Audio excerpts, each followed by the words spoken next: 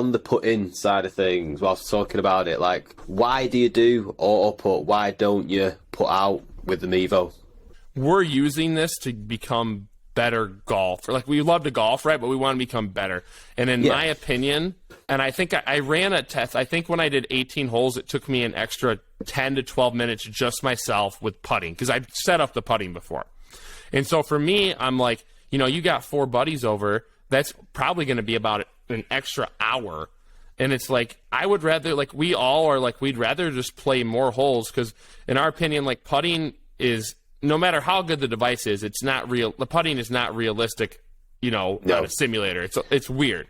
And I think part of it is, since we didn't get a putting turf, I can't really grade the Mevo on a putting grade, because my turf is like a very slow turf.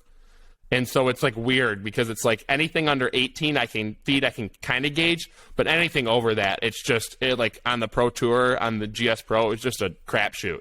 You know, it was like, and I was like, dude, this just takes time. Like, I would rather hit more holes. And so that's kind of why we decided to, you know, go without putting.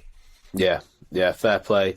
I've never actually played the auto putt. I've always quite enjoyed the putting. Now, I completely get that it's not realistic as such. I mean, it's decent. I find it with the SkyTrack not too bad. I have putted using the Mevo Plus before, and it was definitely nowhere near as realistic as playing with the SkyTrack.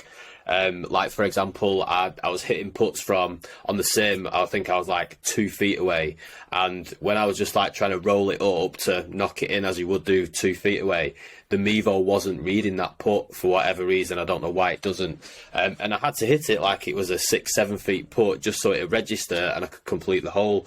But with the SkyTrack, I don't find it too bad. So yeah, I like to play with the putting on. Now, like I said, given it's not always the most accurate, but it's still quite enjoyable for me, and I just find it a little bit more realistic, but each to their own, isn't it?